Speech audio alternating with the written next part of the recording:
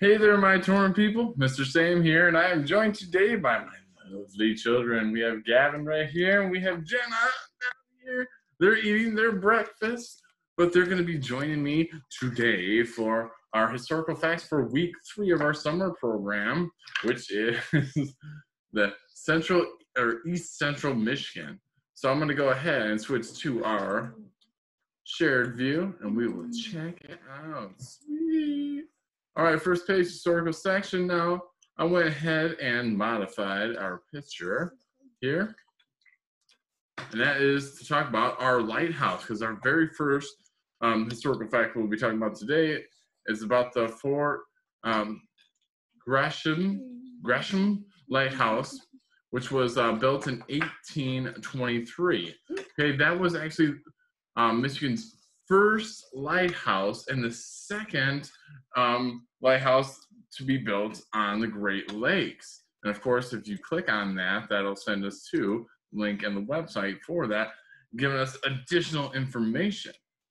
And of course, be paying attention to our Thursday activities, because Mr. Sam may end up going for a little visit of this very same lighthouse, but who knows? All right, to continue though, another historical fact, we're going to focus on the city of Flint, which of course Flint has not had that great of a time lately, but Flint was the home of General Motors, which was founded back in 1908.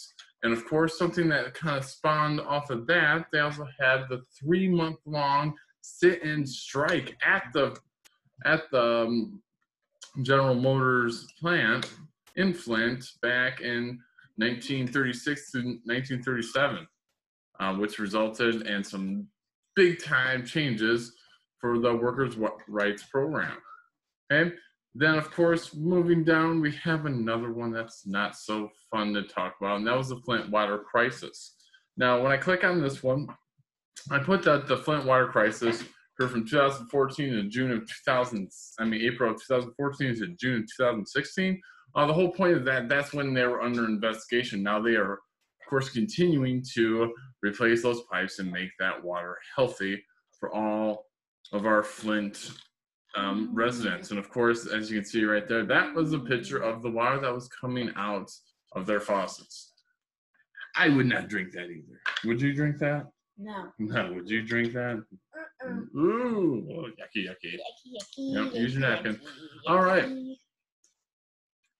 And then moving on down, we're talking about the Port Huron area now with Thomas says, and yes, that is the gentleman with who flew the kite, who got struck by lightning, as they say, helps with our electricity. But he spent his childhood days right in Port Huron, Michigan, from age 7 to 16 years old. And of course, 16 years old, that's when he sought out on his career and headed out to Detroit, and then later on to New York City.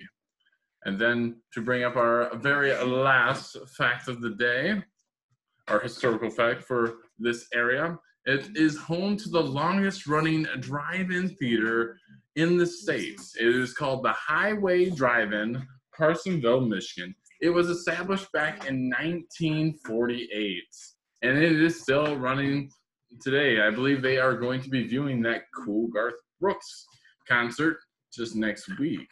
And of course, when you select on that, they have a really cool website, and they even have a better video. Yep. And of course, I'll play a little bit of this video. I like the intro music to it. But it gives us the interesting facts. See if we can play from the beginning. Okay. That was just short, black and white. When was this drive-in built? Around 1948, I understand. It was built by Really cool stuff. Okay, so with all that being said, that's what we have to look forward to. And of course, definitely be paying attention to our Thursday activity. I look forward to you seeing me on Thursday. Oh, actually, on Wednesday as well, we have our live feed as well.